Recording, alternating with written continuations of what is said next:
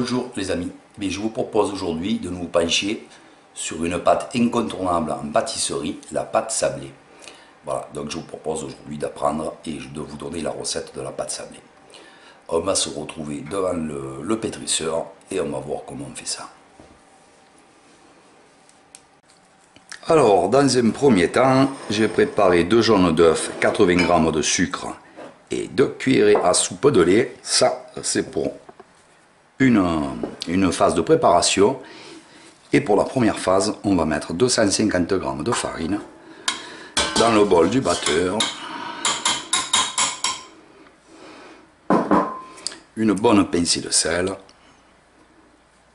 et 125 g de beurre, mais comme toujours, les quantités apparaîtront nettes et précises. On met tout ça à tourner tout doucement, à vitesse 1, voilà, pour obtenir un mélange sablonneux, exactement le même travail qu'on fait pour la pâte brisée, jusqu'à obtenir un mélange homogène, enfin homogène, non, on va obtenir une espèce de sable jaunâtre quand le beurre sera bien désintégré ou bien émietté avec la farine. Et dans un deuxième temps, je vais prendre mes jaunes d'œufs, y mélanger mon sucre en poudre, 80 g, qu'on va blanchir, et mes 2 cuillères à soupe de lait. Voilà, ce deuxième mélange, je vais le travailler pour le blanchir et que les œufs ne cuisent pas, surtout dans l'œuf. Voilà, on va blanchir tout simplement, comme on blanchirait pour une pâtissière ou une crème anglaise. Et on se retrouve quand tout ça est prêt.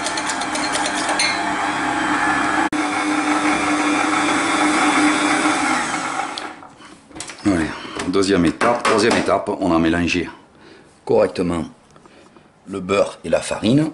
Voilà, le beurre on peut le sortir la veille ou autre, hein. Il faut qu'il soit en pommade, pas plus, hein. Jamais fondu, hein. Toujours un peu dur. Je vais d'un seul coup alors mettre mes œufs blanchis avec mon sucre et mon lait, tout percé dans la farine et le beurre.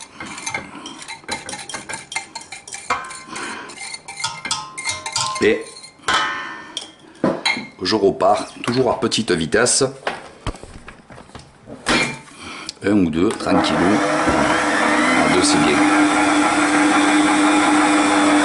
Et on se retrouve dans 2-3 minutes, tout de suite pour vous. Voilà, lorsqu'on a la pâte qui s'est correctement détachée du tour de la cuve, qui colle plus ni rien, hein, c'est amalgamé, tous les éléments sont bien amalgamés et ça colle plus à la cuve, ça se détache tout seul.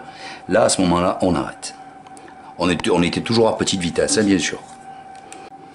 Voilà, comment on fait ça en 10 minutes, une bonne pâte sablée qui sera la base de toutes nos tartes en pâtisserie, tarte sucrée bien sûr, hein.